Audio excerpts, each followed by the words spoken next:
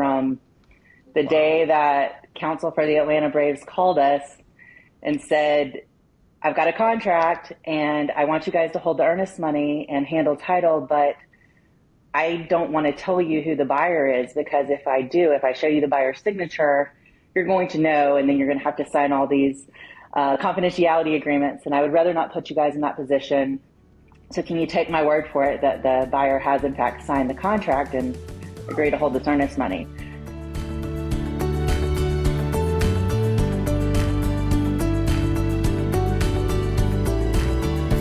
Well, I want to welcome our visual and listening audience back for another episode of Closing Time. I'm your host, Iain Bryant, and I am really excited about the episode we have today. I'm joined by Amanda Callaway from Callaway Title, and just thrilled for the conversation with you, Amanda. Welcome on the program. Thanks, Iain. I'm happy to be here. So let's dive right in. A lot of people are familiar because it's such a historic brand, Callaway Title.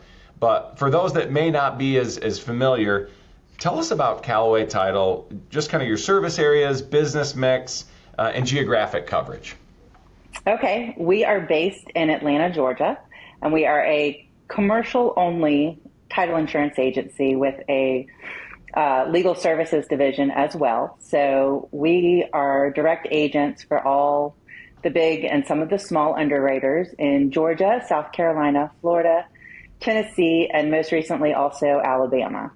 So we have attorneys on staff barred in all those states. We write commercial title insurance in all of those states. And then we also have a national division where for some of our clients, we handle their title nationwide through strategic partnerships with other agents like ourselves in parts of the country where we are not directly licensed to write title. So we are 65 employees strong, and we are kind of an overgrown family business around here.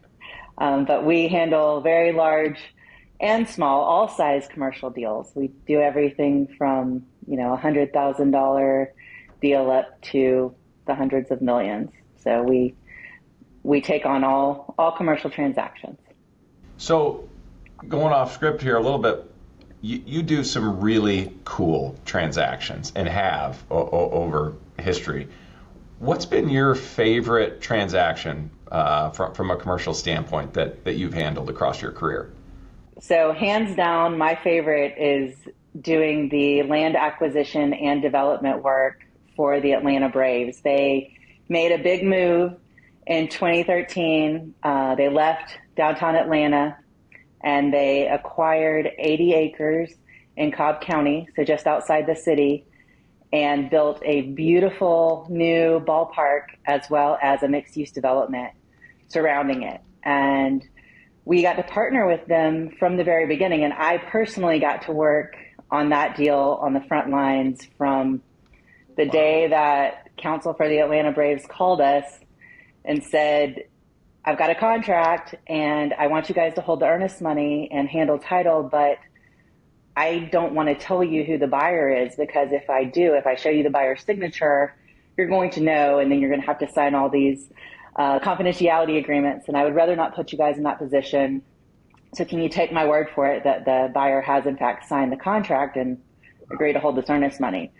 And it was a very trusted client who we had a good relationship with. So we said, yes, we want to be a part of whatever this is, and ran the title. And then a few weeks later, we learned what the project was at the same time the rest of Atlanta did when it was announced on the news that morning. And then my phone started ringing, and it was the attorney who brought us in, who's representing the Braves. And she said, did you have any idea? And I said, well, I knew they were one of your clients, so it was one of the guesses, but I wasn't sure. So, and then we were really off and running. And that was really such an interesting deal because, one, working with the municipalities to develop that ballpark, seeing it come from the ground up. What the land that they bought was undeveloped, 80 acres. We had to, one of the most interesting things about it at the beginning was there was a big Colonial Pipeline easement with a pipeline in it that ran diagonally across the parcel. One of probably the reason why it had not been developed before then. And we were able to find in North Carolina, actually, where the Colonial Pipeline had been relocated. And so the Braves went to the Colonial Pipeline folks and made the ask, and they actually agreed. So the first thing we did was to reroute Colonial Pipeline around where they wanted to build what's now Truist Park and the surrounding battery. Wow. Yeah, it was really cool. And then another part of that deal that I found very educational and interesting is how the Atlanta Braves really took such an interest in and an active role in the real estate development. So for example, on the retail parcels, they did a JV with a known an experienced retail developer. And then same on the multifamily, same on the office. So they had these joint ventures, same on the hotel, hospitality. So they had multiple joint ventures with different developers who had expertise in that particular type of development. But the Braves have stayed in ownership of all that surrounding commercial development around the field because they felt very strongly about having control over the fan experience. Not to mention, I'm sure they're making some good money off of it too. Sure. I don't think it was a bad business decision for them. But that was probably the most interesting and fun project I've ever worked on. And we continue to work on it today. We just did a loan modification last week, and they've got a big condo development coming out of the ground over there that we're working on. So it's kind of the gift that keeps on giving. When you get to see that market, so that's my favorite, right? Every time you drive by. Also, you have successfully endeared many of our audience and certainly alienated our friends from Philly and New York. You know. Sorry, guys. So, Amanda, I know that this is a big year for Callaway Title, but would love to hear kind of the history of the firm. How it started and how it grew into what it is today. I love that phrase, kind of an overgrown family business. Sure. So yes, this is our 30th anniversary of Callaway Title and Escrow this year. My dad, Marcus, who is our founder and my mentor, founded Callaway Title 30 years ago after he'd been in the business longer than that, but that's when he really stepped out on his own. So really, Callaway Title started with my father. After college, he did not end up going pro for football, and he was back on the family farm, as he says, bumping along on a tractor, thinking there's got to be more to life than this. And his college roommate called him and said, "Hey, I'm down in Atlanta, and I've learned to run title, and you could do this." And, told him all the wonderful things about being a young man in Atlanta in the 70s, which I'm sure there were many. And so my dad had $300 in his pocket, a motorcycle that he jumped on, and he had a big old 1970s TV strapped to the back, and made his way down to Atlanta and learned to run title. And he started working for Troutman at the time. And he was the kind of road guy, as they call it. He was always happy to go out to the rural courthouses and run title. And so he got put on a bunch of power company titles, and that's what he cut his teeth on. Then he put himself through night law school at Woodrow Wilson, which is an unaccredited law school that is no more here in Atlanta. That was here in Atlanta, and passed the bar on the first time. And Troutman Sanders told him, "We don't hire associates who went to unaccredited law school, but you can keep running our titles." And he said, "Thank you very much. I'm not going to do that." And got hooked up with a few other firms and started making his way in the title industry. And then in 96, founded Callaway Title on his own, split from some partners, and started this company. And I think there were 7 employees at the beginning. And over the past 30 years, we've grown to 65. Started out just writing any title he could get in Georgia, and then started in South Carolina a few years after that. I think we've been in South Carolina for 24 years and Florida pretty soon after that. As clients as the need arose, then he expanded into those other states. And was it always commercial in focus from the outset, or did you do residential at the beginning, or? I know from looking at some of the very old files, yes, there were some residential deals done in the early days. But my dad really had an affinity for the commercial work, and his skills, which he has tried to impart to me and several of the others here, really lend themselves more to doing the commercial deals. You know, I have a huge respect for the folks who do the residential work. To me, it seems like a lot of emotions. And whereas the commercial work seems to be more about, you know, getting in there and really solving the title problems and underwriting some complicated issues. So I think just personality-wise, my dad built a shop that was built for doing large commercial deals. But yeah, I think at the beginning he took all comers. You grew up around this, right? I mean, you probably have some early memories in and around title and your dad's work there. And obviously, Dad's a legend, right, in this industry. So did you catch the bug early? Was this always the game plan to run Callaway Title, or what was your path into this like? It was certainly not my game plan. Looking back though now from the perspective I have, and I wish my dad was still here so I could really vet this out with him.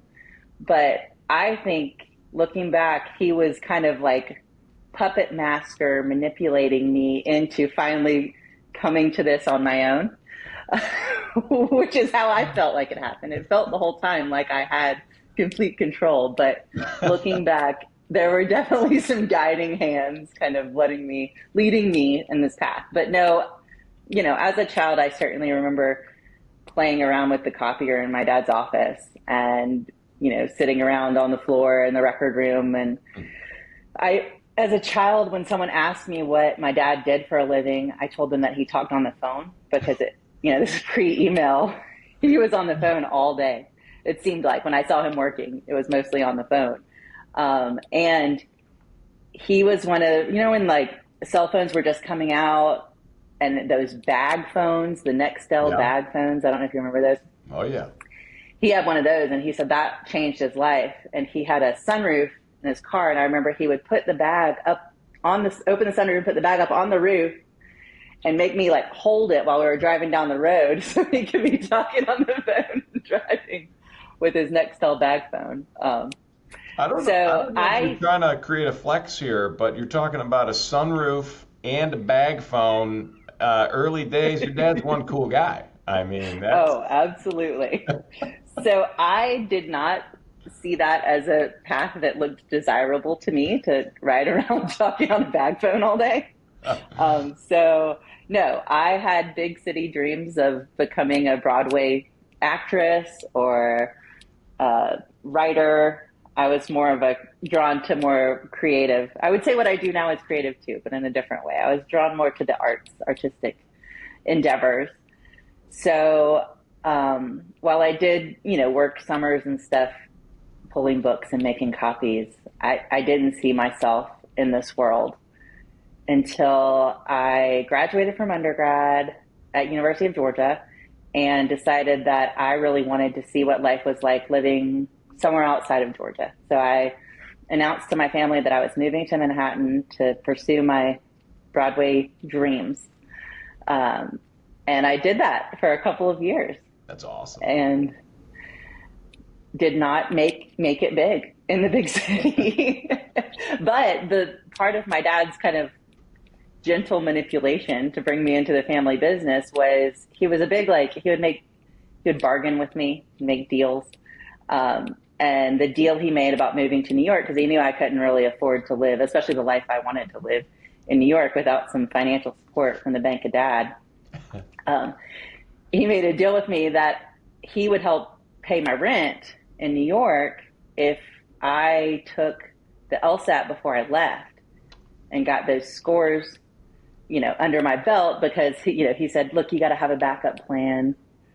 Law would be a great backup plan for you, just in case. I'm sure you're going to make it big, behind you 100%, but let's just be realistic and have something in the bag. And then the next time I needed another draw from the bank of dad, the next deal was, now that we've got the LSAT scores in, let's go ahead and get a couple of law school apps in the door just to let's just see. You weren't kidding. There is a puppet master at play here. I mean, this is one clever. And, and I wanted the check, so I said, sure, I can fill out a few law school applications. It's not like I'm going to go to law school, but okay. And so got into a few places, one being Emory here in Atlanta. Wow. And when I got accepted to Emory, he's like, all right, what's the decision? And I was like, well, I'm staying in New York. I'm not done with this pursuit of my dream. So he said, all right, well, why don't we reach out to Emory? Why don't you reach out to Emory and see if they'll let you defer for a year?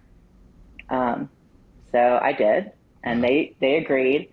And I'm so glad my dad made me do that, because after another year, another about 8 or 9 months from that point, living in Manhattan, the joy of it had started to dim. And I was really contemplating making a change in my kind of life's plan. I had realized that, New York wasn't quite the thing for me anymore, and I was ready to make another move. And rather than at that point sitting down to start taking the LSATs and applying to law school, I mean, my dad was right. I had the perfect option right there, and I was able to send my deposit into Emory for my deferred year and start Emory Law in the fall after 2 years of living a really fun, although not very successful, time in Manhattan for a couple of years.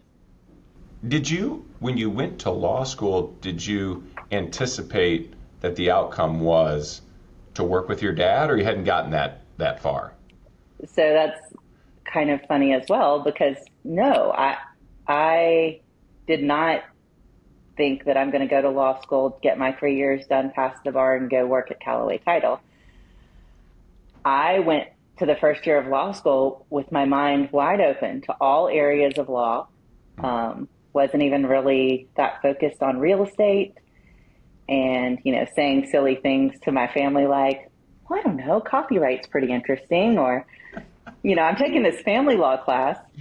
Maybe that's for me. Or we did at the end of first year, we did this trial techniques intensive. And I loved the drama of the trial lawyer training. And so for a minute, I was acting like I might be a trial attorney.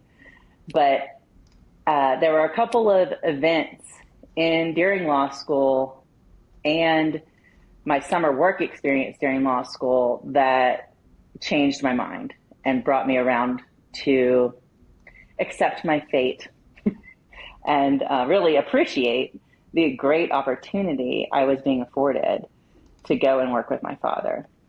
That is so cool, and a circuitous path, but not for your dad. I think he'd had this, planned all along. I am curious. I actually think it's so cool that you both took the risk, right, and moved to Manhattan and pursued that passion in terms of pursuing Broadway at that time, and that your dad supported you in doing that. Like, what a cool thing to reflect back on.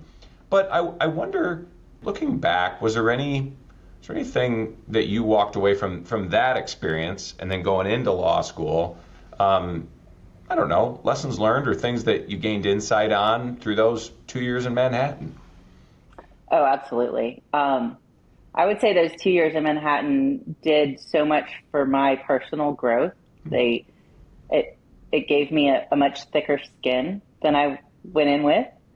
It also enabled me to speak without a Southern accent, which I find useful in my work today, because, I talk to people all over the country. And when I'm talking to an attorney in Manhattan or LA, I try and drop any Southern drawl because of the stereotype that comes with it. But then when I'm talking to an attorney in, Rock Hill, South Carolina, I can certainly turn it on. Wow, you slipped into that quite naturally. That's oh yes, because in Manhattan, pretty quickly I learned that the more Southern I sounded, the less seriously people took me. So it gave me an experience of living in a city like that, and it made me really appreciate my life back here in Atlanta. Sometimes, not that New York is bad, I love New York. Yeah. But as far as living there, it's hard. It's a different lifestyle. So it gave me a great perspective and a deeper appreciation for where I live now. And, apart from those experiences, right, I think it's easy. It's natural for us to take things for granted, but it gives you a new appreciation, right? For sure.